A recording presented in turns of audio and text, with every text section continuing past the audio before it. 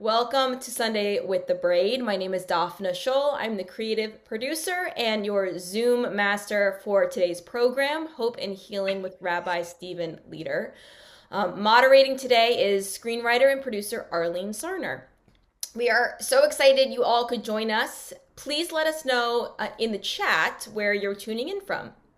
If this is your first event with us, welcome. If you are a returning patron, welcome back. As always, I have a few housekeeping reminders before we begin. Your audio function is muted and locked, and that is just to ensure we don't have any accidental interruptions during our conversation. If you would like to use the closed captioning, you can hit the CC button at the bottom of your screen on the toolbar below, and text should pop up, and you can actually move that box around on the screen to wherever you'd like it to be placed. This event is being recorded and will be put up on our website soon, so you can watch it again. You can share it with your friends or family. We'd love for it to be shared with as many people as possible. We will also be having a short Q&A at the end, so if you have any burning questions for the rabbi, please chat those questions to me. So I'm now going to send it over to our artistic director, Rhonda Spinek, who would like to share a few words before we begin. Yeah, thank you, Daphna, and welcome, Rabbi Leder. We are so grateful to have you with us today. For those who haven't been to our new space, I'm actually zooming in from the lobby in our new space, and I wanted to share that with you. We have a wonderful art exhibit up celebrating 50 years of women in the rabbinate, and if you haven't come by and see our brand new show about kindness that opens next Saturday. And now I'm going to turn it over to our beautiful and wonderful moderator, Arlene Sarner. Please take it away, Arlene. Oh, thank you, Rhonda. And thank you, Daphna. Thank you all for joining us today. I'm Arlene Sarner. I'd like to welcome you to Sunday Morning with the Braid. I'm really deeply honored to be speaking with Rabbi Steven Leder, celebrated Rabbi Emeritus of Wilshire Boulevard Temple. After our conversation, Daphna will be fielding your questions, so feel free to write them in the chat column. Like many of you, I've long admired and been inspired by Rabbi Leder, and I'd like to share a very short bio of him because the full and complete one would take our entire hour. Rabbi Leder is a scholar, author, celebrated Jewish leader, and Rabbi Emeritus of Wilshire Boulevard Temple in Los Angeles, where he served for over 2 decades. After graduating cum laude from Northwestern University, Leder received a master's degree in Hebrew letters in 1986 and rabbinical ordination in 1987 from Hebrew Union College. He's the author of 5 books, including his bestseller, More Beautiful Than Before, How Suffering Transforms Us, that we'll be discussing today. His work is featured in the LA Times, Time Magazine, The Today Show, NPR, CNN, and with heartfelt reflections of faith, love, and personal growth, he continues to inspire readers and audiences worldwide. Newsweek magazine twice named him one of the 10 most influential rabbis in America, but most important to Rabbi Steve is being Betsy's husband and Aaron and Hannah's dad. He also is a Jew with a great sense of humor who likes to fish. Go figure, his line. So it's very clear he's got a good sense of humor and a very important skill for a rabbi. But before we begin our discussion, and because we're at heart a theater organization, actor A.J. Meyer will read a beautiful piece about healing called Truants, written by Cheryl Calamer. AJ, please.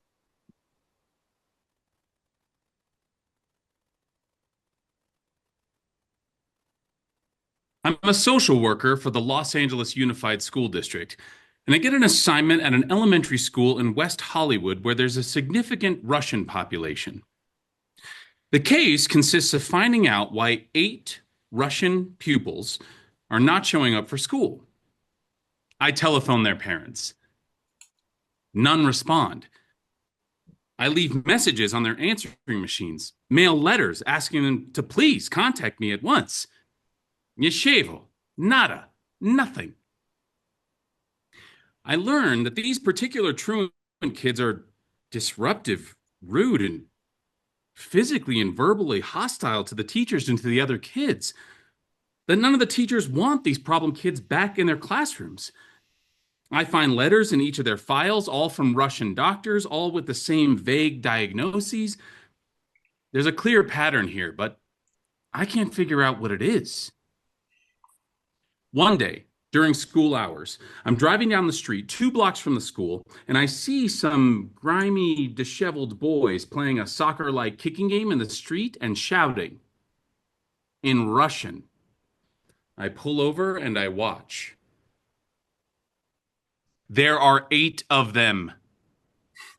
The next day, I drive back to the scene of the crime. They're not there. So I drive further to Plummer Park. Eureka! There they are. I sit on a park bench. I try to make out who they're with. Finally, after a few visits to Plummer Park, I see a turnover of 3 women. Moms or relatives, perhaps, always alternating their watch. All of it is puzzling. So I hit Plummer Park again. Nearby, on a bench, a grandmotherly type in a babushka watches some kids playing. She's kind-looking, time-worn, a stout bubby. I amble over. I comment on something inane. She smiles. Then she says the Russian word for Russian. I take a chance. I respond in Yiddish. Her face lights up. We talk about many things, but not my truants. I have to be careful to gain her trust. She nervously looks at her watch, so we say our goodbyes and that we hope to see each other again, but I have my mole. I document the time and day so that my future park visits will coincide, and a few days later, there she is, my babushka-clad Anya. We greet each other like long-lost friends.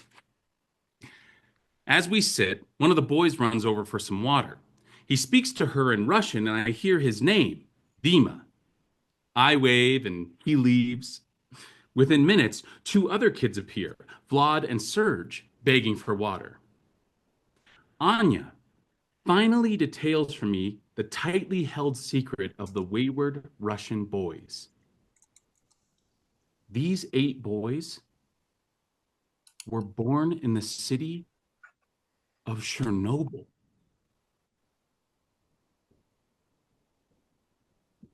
The Chernobyl nuclear power plant explosion killed many, and those who were not killed suffered debilitating disabilities.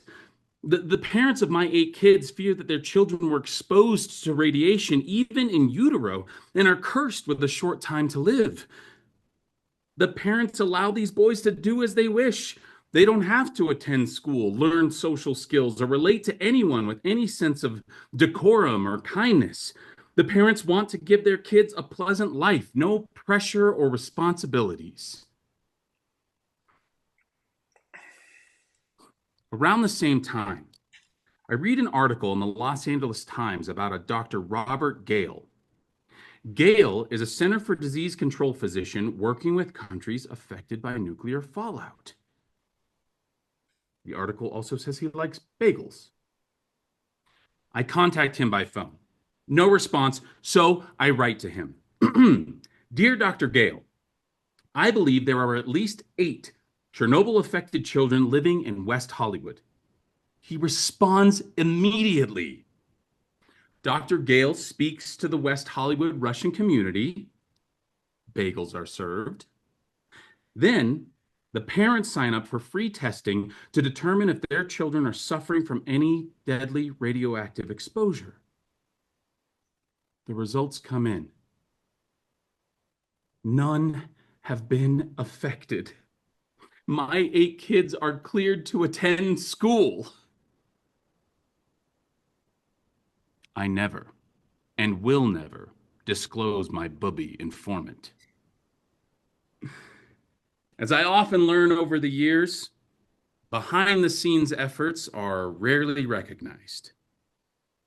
My consolation is a quiet bliss that sets in when we know we did good. I love that story, AJ. Thank you so much. And welcome, Rabbi. Thank you. Rabbi, you've been a congregational rabbi for a long time. You've seen it all. officiating and celebrating with people at the happiest moments in their lives, and then talking people off the ledge when they're at their lowest. In your book, you describe struggles with your own anxiety and realize you knew very little about pain and suffering, and what were you often saying in counseling was not the deepest truth until you went through your own terrible, debilitating pain. How and when did that change you and your understanding of trauma and loss? Well, thank you, first of all, for inviting me to be with you this morning. It means a lot. I believe in what you're doing and I'm glad to be a part of it. Um, Look, I can give you the short answer or the long answer and maybe a little bit of the short answer is, and I think most of us can relate to this, pain is the only teacher. There is no other teacher. I wish there was. I wish there was a way to learn life's deepest lessons and truths other than experiencing pain, anxiety, failure, and rising again from it all. And in a sense, when look, there's this old Yiddish expression I love, which is a half truth is a whole lie. And one of my books, for sure, the book called The Beauty of What Remains, was written as an apology for all the half-truths I had told in the prior 3 decades of my rabbinate. I'll give you the background. And then I could tell you about how More Beautiful Than Before started, but this might help with the half-truth issue. So I had been taking care of people who were suffering and people who were dealing with loss and grief and death for 33, 34 years. And I thought I was doing a pretty good job. And frankly, so did they. Didn't have a lot of complaints. And I managed to keep my job through all of that. And I thought I was really doing a great job. And then my father died. And I experienced that entire journey, not as Steve Leder, the rabbi, but as Steve Leder, the son. And it was a very different experience. One example. My dad died and I flew back to Minneapolis to attend the funeral. I have 4 siblings. I have a big family there. My dad had Alzheimer's for 10 years. Finally died peacefully in his sleep, thank goodness. We go to the synagogue where the funeral is going to be. In Minneapolis, they do the funerals in the shul and then you drive to the cemetery. And my father's body was in the casket in the sanctuary. And it was about a half hour before the service was supposed to begin. And the young rabbi comes into the room where I'm waiting with my siblings and our family and my mom. And he's going to escort us in to view my father's body. Now, the context is I have done this, and this is not hyperbolic, 1,000 times at that point. I had buried 1,000 people. I had helped 1,000 families. I had stood next to 1,000 dead bodies while their loved ones peered at them in that surreal fog of death. And I was there. I had a shoulder for them to cry on. I helped them. But honestly, it didn't affect me very much. Really. I mean, I could have eaten a sandwich most of the time. And that's not because I'm a cold-hearted person. It's because it wasn't my loved one. It was a vicarious experience with death and vulnerability. And also, Graham Greene, I mean, this is a literary crowd. Graham Greene said the difference between the writer and everyone else is a writer has a shard of ice in him or her that enables them to take notes in the midst of chaos. I have always had that shard of ice because chaos is interesting to me and I want to write about it and think about it and preach about it. But then the young rabbi walked in that room. And I remember when he walked in thinking, I know exactly how the rabbi feels right now. I have no idea how I feel. And we walk into the sanctuary, and I approach, this is still hard after all these years, I approach my father's casket and his body. And I put my hand on his chest. I didn't want to, I've seen people many times kiss, touch the dead bodies of their loved ones. I knew he would be cold, and I didn't want to feel that, the finality of that. So I put my hand on his chest.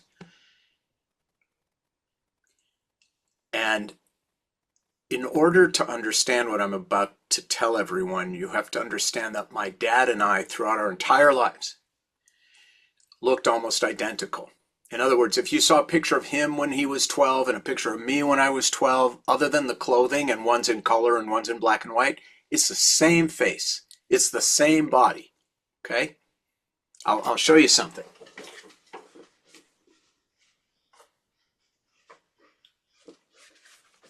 I know this isn't technically very savvy, but that's my dad and my mom before the Alzheimer's.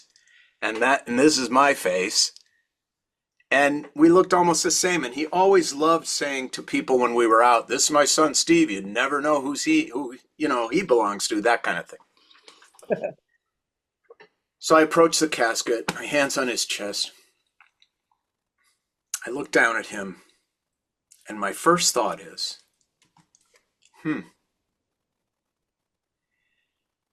that's how I'm going to look when I'm dead.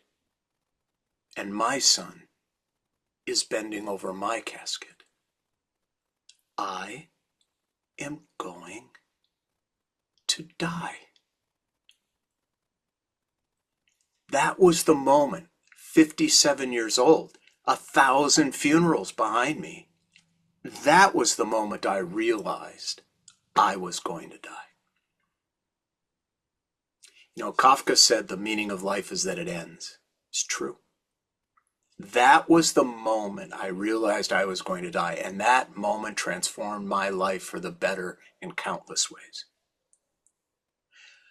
That was an impossible insight for me to have dealing with other people's challenges. I had the same experience. One of the things, if you're the rabbi of a large congregation and you really, really care about people and their well-being, you're basically running a mental health clinic your whole career. It's true. And during COVID, I was on every half hour, almost every day, just trying to give people some order to their chaos and maybe a laugh. And so I had been dealing with people suffering from mental illness, familial dysfunction, all kinds of things, for decades. And then something happened, which I don't mind getting into it, but I don't think it's particularly important to the point, that caused my underlying anxiety disorder, which I had kept locked in the basement of my psyche by working all the time. Something happened. It had to do with COVID and other things. And the basement door to my psyche just flung open and the demons rushed out. And I could not function. And I needed help. And I got help. And 125 milligrams of Zoloft changed my life. I remember after about 8 weeks on Zoloft, somebody walked by me and said, "Hey, Steve, how you doing?" And I said, "Great." And then I went, "Great? Like, who's that guy? What? I feel great? I do feel great. I guess this is what a normal human level of anxiety is like."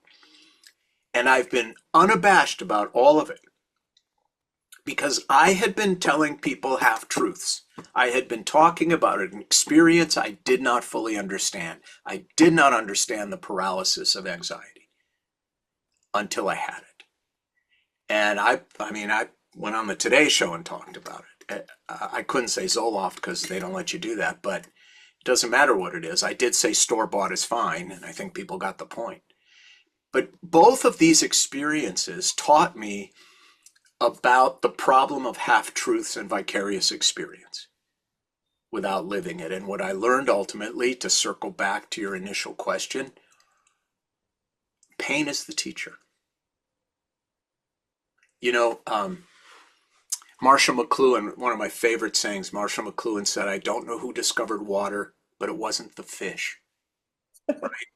Because a fish is born in water, lives in water, dies in water.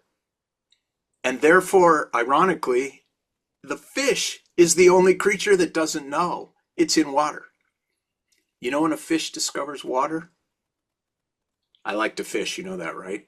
I always, by the way, it's catch and release, so please don't hassle me on Instagram.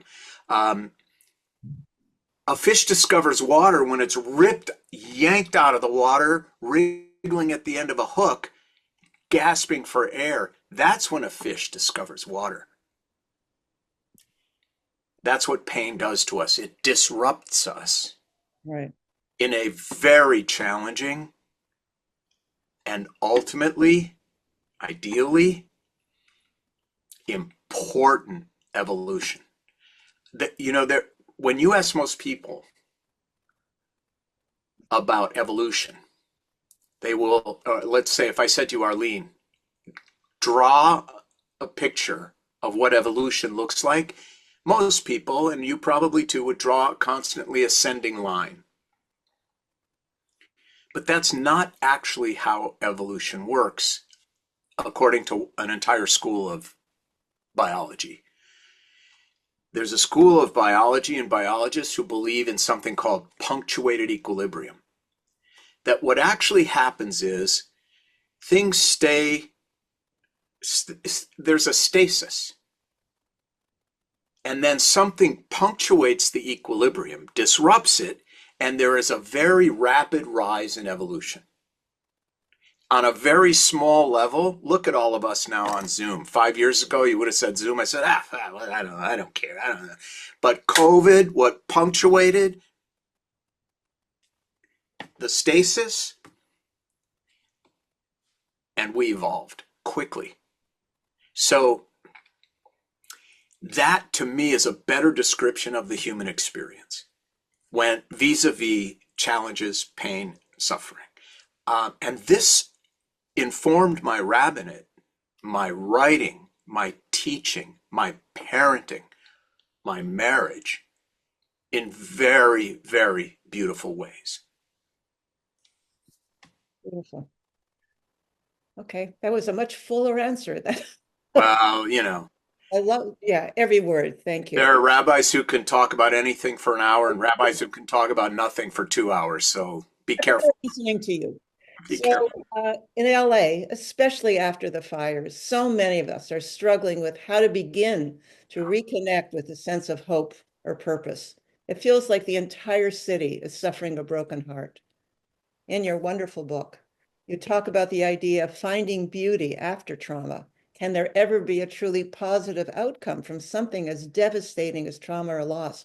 How do we overcome pain and gain wisdom? Are there practices you can suggest for people struggling to see beauty in their lives again after experience such deep pain and loss? Great. No pressure. No, it's a great question. Let me build the foundation before I build the house. Moderns, I think, have this erroneous assumption that because we know more facts than the ancients, we know more truths than the ancients. That is incorrect, in my opinion. The least informed person on this Zoom knows more facts than a king knew 200 years ago. But what we lack that the ancients had was time to think about what they knew and live what they knew. Meaning, now there's the foundation. There is no aspect of the human condition that the rabbis didn't think through very deeply. And the human condition has not changed in 3,500 years.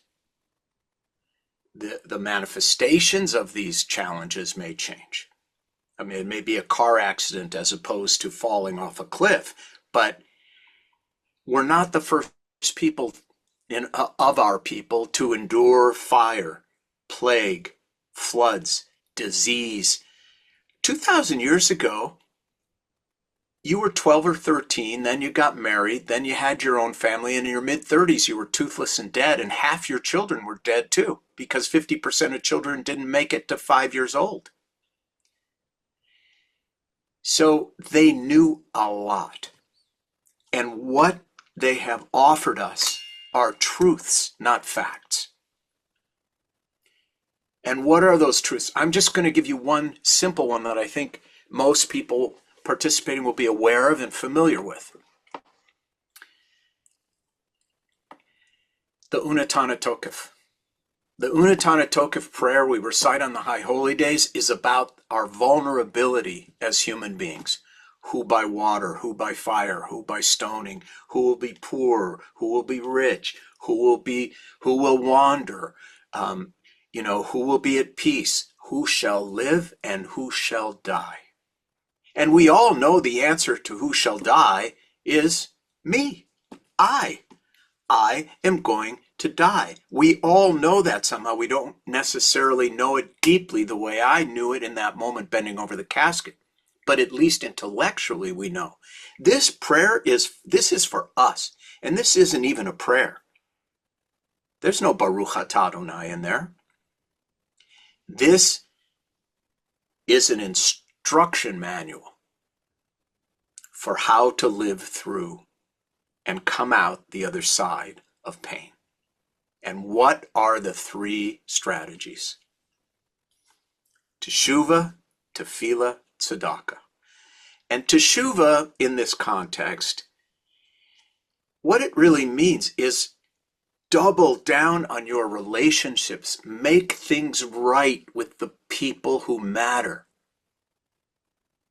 Stay close to the people who matter. When you're suffering, the people who matter don't mind. And the people who mind, they don't matter. Focus on your relationships. Teshuvah, teshuvah, teshuvah. And not just during the fire. The fire is the wrong time to go look and buy a fire engine, right? The hurricane is the wrong time to build a bridge, to get off the island. We need to be doubling down on our relationships all the time, the ones that matter. And I'm 64. I'm getting to an age where I'm really getting pretty comfortable with it being done with the ones that don't. Number 2, tefillah. Now here's an interesting thing. Most people translate tefillah into English as prayer, but the English word prayer comes from the Latin word precari, which means to beg. That is not the Jewish concept of prayer. Tefillah comes from the root to turn inward, to examine ourselves, to look deeply within. Because the Jewish concept of prayer is not about changing God, it's about changing ourselves. So I don't care if you pray or you don't, you lay tefillin or you don't, but we all have an inner life that we can tend to. Do we? And then finally, tzedakah, which again, mistranslated mostly in English as charity, but what it really means is doing the right thing. Help other people. There's a Chinese proverb I love, which is, if you want to be happy for an hour, take a nap. If you want to be happy for a day, go fishing. I swear it's Chinese, not me. If you want to be happy for a month, get married. No comment. If you want to be happy for a year, inherit a fortune. If you want to be happy for a lifetime, help another person. If we live in these three ways, consciously, deliberately live in these three ways, then when the rain falls, and the great rabbinic sage Bob Marley reminds us, when the rain falls, it don't fall on one man's house. That fire didn't happen to one house. When the rain falls, it falls on all of us. When that happens, we will come through it with a deeper sense of gratitude and meaning and love. And let me be super clear here. This is a very important point. And none of what we come out of it with is worth it. For all the ways in which our city is going to hopefully pull together, or things are going to be better in the Palisades, or we're going to build the city, fireproof city of the future, whatever comes out of this, I would give it all away to have all those friends and people I don't know have their homes and their lives back. It's not worth it. What I'm saying is our job is to make sure it never becomes worth less. I often say, in fact, it's in More Beautiful Than Before. I often say to people, we all go through hell. There are many kinds of hell.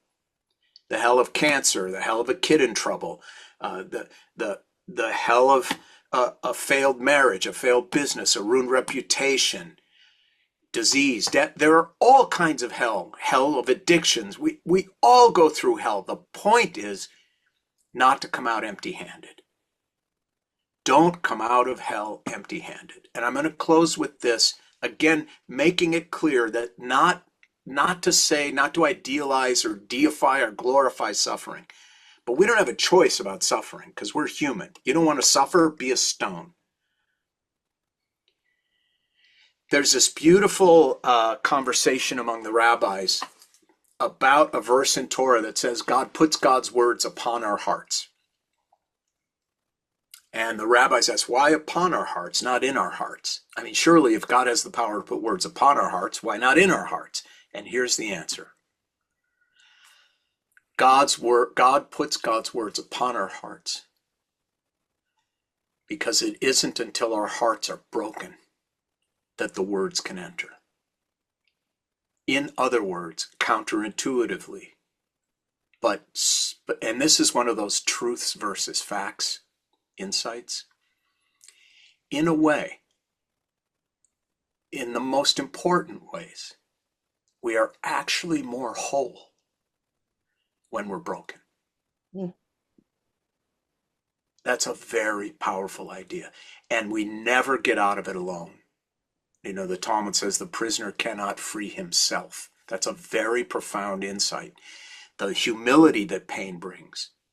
Some can force a person who prefers to go it alone to reach out. And you know the beautiful thing, Arlene, when you reach out? Very often, there's someone there to reach back and help lift us from our suffering. And that really is beautiful. Well, I think that, I loved your answer. You answered the next three questions. But you know why I loved AJ's piece and wanted to include it about community? It just seems now that people are isolating more than ever. You talk about the importance of community and healing. How can we rebuild a sense of connection with others after personal disaster or loss and live a more fulfilled life? Okay, let's not miss the point that ideally we built that scaffolding around ourselves long before, okay? I mean, I think that's a very important point. It's really hard to play catch up. Yeah. So best to create that kind of a life before rather than during the chaos. That being said, it is never too late to deepen your relationships. It is never too late to make time and space for your spiritual life, even if that. I find nature to be extraordinarily healing. I had a very anxious and tense childhood. I grew up in a house full of anxiety. And what I would do, I lived in Minnesota, and the Minnehaha Creek ran behind my house. And my dad owned a junkyard, and one day some guy who needed money brought in a canoe for scrap aluminum. My dad brought the canoe home. I was probably 6, 7 years old. And when I needed inner peace, I got into that canoe and I paddled out onto that water, and I paddled under a bridge and stopped and had this feeling like no one in the world knows where I am right now. No one. and I could be with myself in a deeper way. And then nature too, is this constant reminder of decay and renewal, decay and renewal, decay and renewal. This, as one writer put, this rhythm that all things obey. That too is comforting when you're suffering, particularly a loss. You see that nature, existence itself, is a commingling of growth and decay. That is nature. And also that life is both corporeal and non-corporeal. The way I like to think about it is like a river with ice in it, an icy river. They're made of the same substance, the river and the ice, but each affects the other, and each has its own dynamic. And I believe this is true of body and soul. One informs the other. One disappears into that river. It affects the flow while it's there, but it slowly diminishes and is reabsorbed into that source. And so these things about nature are very deep concept. There's a reason at funerals we talk about lying by still water in a green pasture. We talk about Esainai el heharime ayin yavo ezri me Adonai oseh shamayim v'aretz. I lift my eyes to the mountains. From whence shall my help come? My help comes from the Lord, maker of heaven and earth. Our ancestors were in touch with nature. They walked 5 miles to the field and back. They slept under the stars, and it helped to heal them. So if that is your tefillah, if that is your spiritual life, I'm good with it. But get out there. It really helps. And then finally, if you want community, find someone to help. Do something. It diminishes the size and the weight of your own problems. And now I'm going to say one more thing. I say a lot. Anybody who follows me has heard me say it. This is a Buddhist saying that I rely on quite a bit when I feel overwhelmed. You can imagine when you're running a shul that has 3,000 families and campuses and social services center and schools and all of that, it can feel pretty large, and you see 1,000 places you could make a difference. And I would always say to myself 2 things. The first, tend the part of the garden you can reach. Forget about overwhelmed. We all have a sphere of influence. Mine is different than yours. Yours is, different than Rhonda's, okay, or Susan's. And we all have a sphere of influence. Just tend the part of the garden you can reach. Root out othering, root out hatred, root out untruth, and plant and nurture the goodness that you believe in. We all can do that. I tell parents all the time, when they come to me frantic, like, what can I do to help? I said, just raise really good Jewish kids. That's your garden. And to me, we rebuild community in that way. Look, I would say to the people of the Palisades, you can look at Jews as a model. How many times have we been burned to the ground? And how many times do we rise again from the ashes? The answer, I don't know how many. I just know that it's every time. There's a Yiddish expression that I love too. It's first chapter of the More Beautiful Than Before book, which is this Yiddish saying that says, when you must, you can. Beautiful. I have just a few more questions. You've just answered so many of them and so beautifully. So, our society often talks about grief. How can we change the way we approach suffering and loss in our culture? We ache for our friends and neighbors. How can we better support those who are suffering? 4 words. Show up. Be real. That's all you have to do. We all know how to do that. So I'll give you make up a scenario.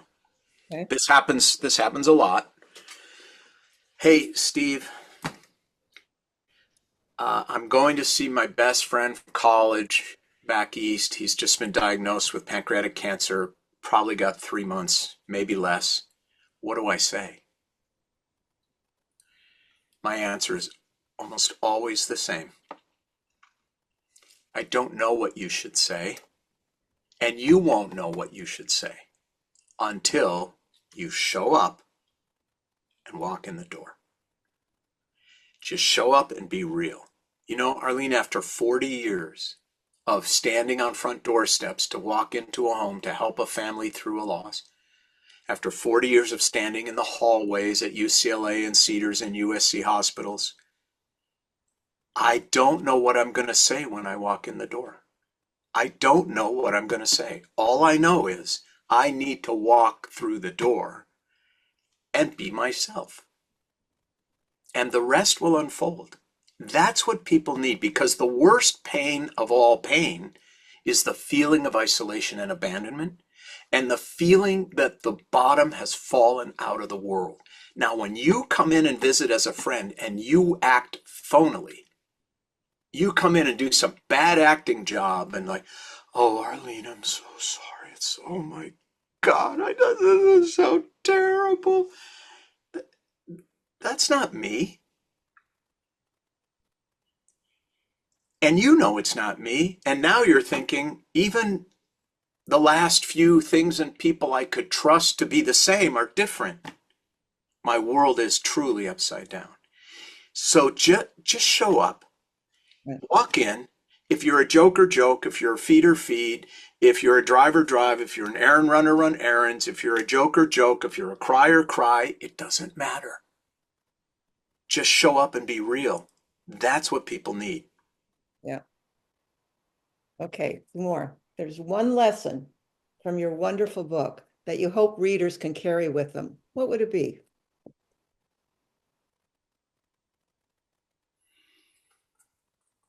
Don't wait.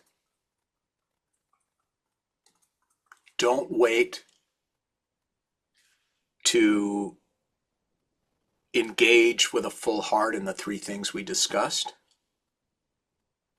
Those three strategies for a life that will hold and heal you come what may, and enable you to heal others come what may. And by the way, let's be clear, healing does not mean curing. Right. I said the Mishaberach for my father for 10 years, knowing he was only going to get worse. But I don't see the Mishaberach as a curing prayer. It's a healing prayer. And saying that for 10 years helped me heal and learn to make peace with the reality of my father's life and death. Didn't cure him.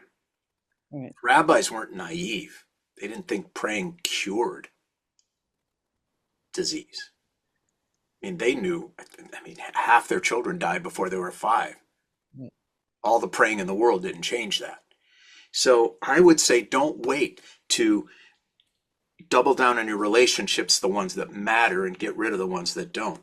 Don't wait to engage in more of your inner spiritual life, even if that means an outer natural kind of existence. Don't wait to help other people. Don't wait to show up. Don't wait. That, I think, would be it. Because in my most recent book, which is about how to write an ethical will based on 12 questions you answer about your life, the first question in the book is about regret. The first chapter is on regret. And the thing that most people, this has been my experience, and I interviewed a bunch of people too, the things that most people regret most in their lives are not the things they did. They're the things they didn't do. Okay? They're the sins of omission, not the sins of commission. This is what people deeply regret, what they didn't do, the time they didn't show up, didn't pick up the phone, didn't say I love you. We find a way to forgive ourselves for the things we've done. It's very hard to forgive ourselves for the things we could have and didn't do. And I'll end on this happy note, okay? Let's keep in mind also that the Talmud says we will be taken to task before the heavenly court above for every allowable pleasure on earth that we did not enjoy. Huh. This also creates the regrets, the beautiful, wonderful, great things we could have enjoyed, but for some reason chose not to. Right. Yeah. So don't wait. Hey, not waiting. Rabbi, I have one last question for you, completely Anything. different. You have a great sense of humor and an excellent memory for jokes. You got a joke for us? Thank God we have a sense of humor. I have so many. Can I tell a joke about a fire? Or is it too soon? I don't know. Okay, I'm going to go for it. All Okay. right. Because just the serious point of being funny. Yeah. The moment I see someone at a shiva or at the intake when I'm meeting with the family to prepare, the moment one of the kids or the spouse or the brother or the grandchildren, the minute someone cracks a joke and people laugh, I know that this family has subconsciously, whether they know it or not, they have decided to survive and to heal. That's what laughter in the darkness means. We are going to make it. Yeah. So it's part of why humor is such an important tool and dynamic. During COVID, when we were completely, we have 500 employees, whatever. When we were on Zoom, I always made someone end with a joke as a way of saying to the staff, things are still funny and we're going to be okay. So, okay, here's my fire joke. All right, here we go. There's a town going up in flames. It's a horrible blaze, incredibly intense heat. And there are 40 fire engines there, but the heat is so intense, they can't get to the fire. All they can do is ring the town and try to keep the fire from spreading to the next town. And the town is just going up in smoke. And all of a sudden, way off in the distance, there's one fire truck making its way, speeding down the road. It's unbelievable, just coming through the smoke and everything. And the truck rolls to a slow stop right in the middle of Main Street and in the middle of the hottest part of the fire. And it said, people are like aghast, and it says on the side of the truck, Chabad Fire Department. People can't believe it. As soon as the truck rolls to the stop, Chabad rabbis start jumping out of that truck like fleas on a dog. It's unbelievable. They were jumping all over the place. They've got axes, they've got hoses, they've got ladders, they've got fire extinguishers, they got shovels. It's crazy. And in 10 minutes, Arlene, you won't believe it, in 10 minutes, the fire is out and the town is saved. It's incredible. So the next day, the town throws a parade for the Chabadniks. And at the end of the parade, there's a stage. The head Chabad rabbi gets up on stage, and the mayor of their town, the mayor hands the Chabad rabbi a check for $10,000 from the town as a thank you for saving them. And then a journalist rushes up to the rabbi. She puts the microphone in his face. She says, "Rabbi, what are you going to do with the money?" And the rabbi says, "The first thing I'm going to do is I'm going to fix the brakes on that fucking truck."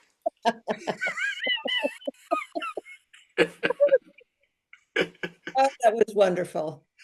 You gotta laugh. Yeah, you gotta laugh. You Oh, gotta laugh. thank you so much. It's just been an immense honor speaking with you today. I loved your book. I needed your book. I encourage everyone to get a copy.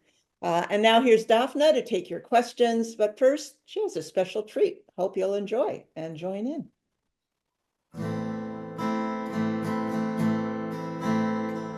Oh, say shalom, bimromav, ya'aseh shalom aleinu, ve'al kol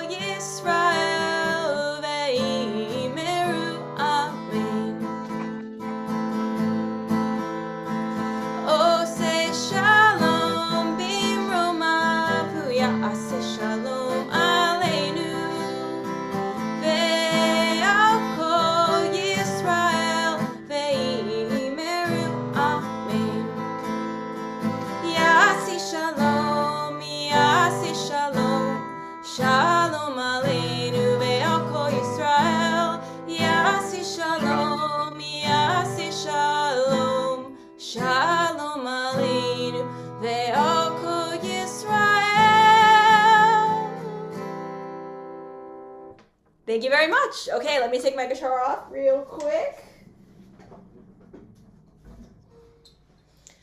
Wonderful. All right, we are now going to head, yay, thank you, Melanie. We are now going to head into our Q&A portion. So, Rabbi, I have a few questions for you. Sure. We had a question about compassion and positive action. So, in the midst of what's going on in the world, how do we find compassion and positive action? How do we change course, and why is there so much fear in doing that? I think those are two separate questions. Let's start with the first. And again, one-word answer. The way we can develop empathy and compassion for others is doubt. Doubt. People who live without any sense of doubt about their own position cannot have a much more difficult time evidencing empathy for people and things they don't understand. You know, I've learned as a rabbi over the years, I say this to wedding couples sometimes. The most important things we will ever say in our lives are said with the fewest words. Like, I do. It's a boy. He's gone. No. It's a deal.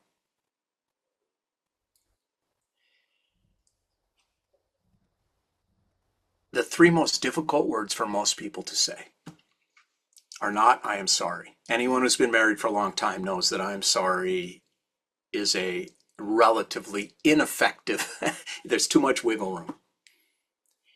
The most difficult thing for most people to say is, I was wrong. The second most difficult thing for people to say internally is, maybe I am wrong. Maybe she does have a point. Maybe he is right. If you cannot inject some self-doubt into your point of view, then it's very difficult to feel empathy for anyone with a different point of view. And you know, what we're battling is not really religion. What we're battling on the left and the right is fanaticism. It is not religion. Fanaticism is the enemy, and fanaticism comes from people who are closed-minded and will not make room for doubt. So I would say that the most important thing to creating greater understanding, to lead to empathy, to end the othering, is a little doubt, okay? That's what's important. That's step one. Have some humility. Stoop low. Have some, we have 2 ears and 1 mouth for a reason. We say Shema Yisrael, listen. Listen.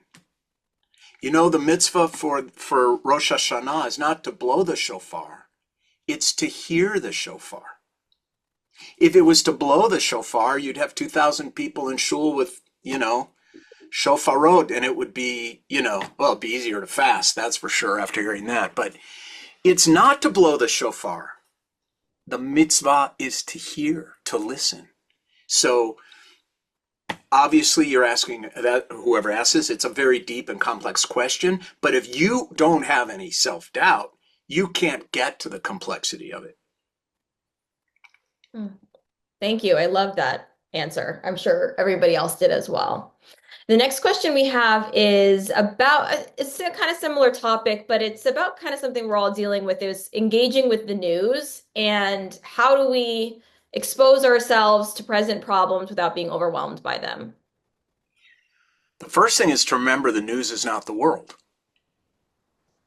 The news is what sells commercials and gets eyeballs. I can't tell you don't watch the news, because that's like telling you don't slow down on the freeway to watch the accident like all the other, in your mind, idiots in front of you. Why do they have to look? Why can't they just keep going? We all feel that. And then when it's our turn, guess what we do? We can't help it. We're drawn to it, and media knows we're drawn to it, and that's what they package and sell us. So it's not so much avoiding the news as an internal reminder that the news is not the world. Steven Pinker does a great job with this in his most recent book. No, you never hear a reporter say, I am reporting from a country that hasn't been at war for 237 years, or welcome to NBC Nightly News. I'm reporting on a day when 40,000 people on the globe lifted themselves from poverty. By the way, that's true. Every day, 40,000 people climb out of poverty. You don't hear that on the news. You never will. So it's very hard, but we have to remember the news is not the world. I mean, to paraphrase the Talmud, we don't see the world as it is. We see it as we are. And we are drawn, all of us, to this political, climate, geographic, legal porn. That's what it is. It's just porn. You want to see like it's just the worst, and it's not. It's real, but it's not representative. And gun porn and all of this. That's what it is. And so we need to have an internal sermon going all the time that says, well, yes, but I watch less of it. I'm more interested in truths than facts. We've talked about that difference. And we have to teach our children, okay, even TV commercials, like, what are they trying to sell you here? Like, here's what you're seeing. The facts of the commercial are a Mercedes will change your life. What is the truth they're trying to tell you here? So you have to be discerning. This is a problem. It's a jungle of facts out there. The internet doesn't help.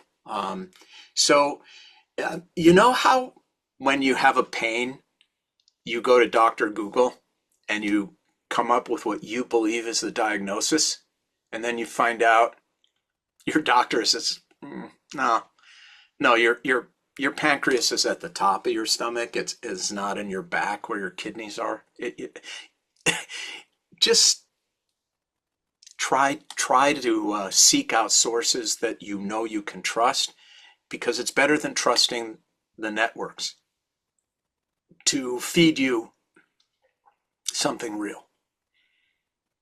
Yeah, I agree with that. Well, we have one last question that just came in. Why are people so afraid to speak up against hate, and how can that be changed?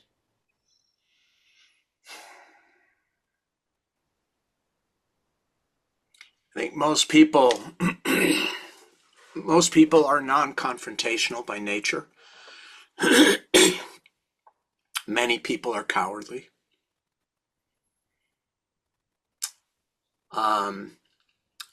Many people have their own prejudices and hatreds and think, so who am I to get up and be, the spokesperson for this?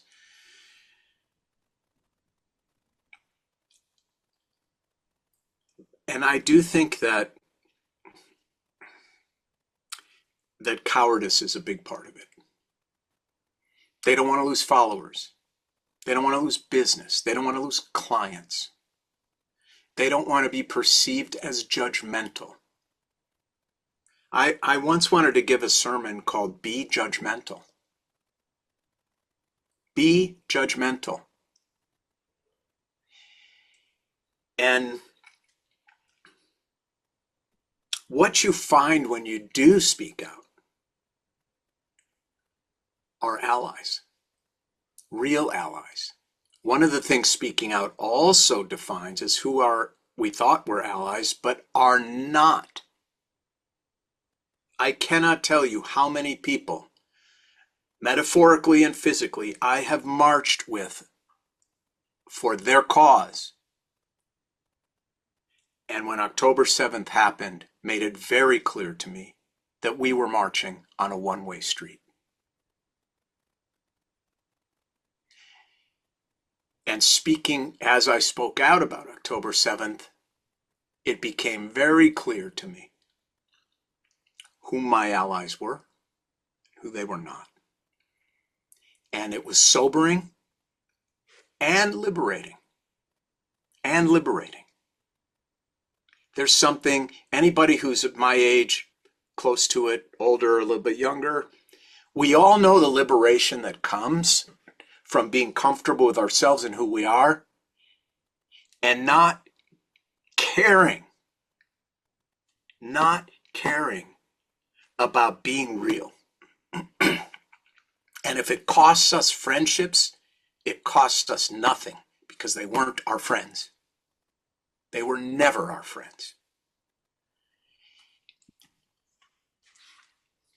Yeah, that's a tough pill to swallow in some ways, but it's also But it's liberating. That's Yeah, that's the thing, Daphne. It's also incredibly liberating.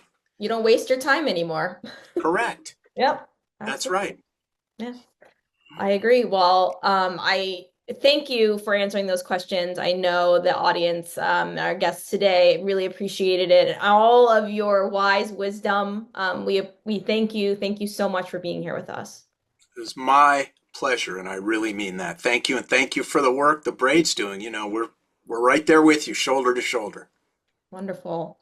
Well, I also want to thank Arlene Sarner for moderating. Everyone just hang in there. We got a few things left to do. We appreciate your patience. I want to thank Arlene Sarner for moderating so beautifully today. And for Susan Morgenstern, who was behind the scenes working her tushy off, coordinating this and making sure everything runs smoothly and doing all of those tech cues. There she is. Thank you so much, Susan, for all of your hard work. We wanted to give a big shout out to anyone who purchased a virtual ticket. If you purchased a virtual ticket, you're helping to support this event, and your contributions allow us to produce more of these events in the future. So thank you. And to everyone who's here, thank you so much. Before everybody goes, I have a few quick announcements about what's upcoming at the Braid. So our second salon show of the season is called Hold Me, Heal Me, which are stories of kindness that will make you laugh, cry, and want to do good. Those tickets are now on sale, and our first show is coming up this Saturday at our new space. If you would like to secure a seat for both Hold Me, Heal Me and our third salon show, which is For the Love of Animals, which is a show all about our love and appreciation of our pets and of animals in the wild. Make sure that you get your 2-show subscription, which is also on sale. That secures your seats for both shows. Lastly, if you live in LA and you have not seen Emmy Award-winning comedian, writer Monica Piper's one-woman show, Not That Jewish, it is now the time. It was described by the New York Times as funny, delicious, a gem. Tickets are currently on sale through March, so please come join us at our new space, The Braid, and see the show and see the space. I think that's it for me. So, Rhonda, do you want to say a last goodbye, and then we'll wave everybody out?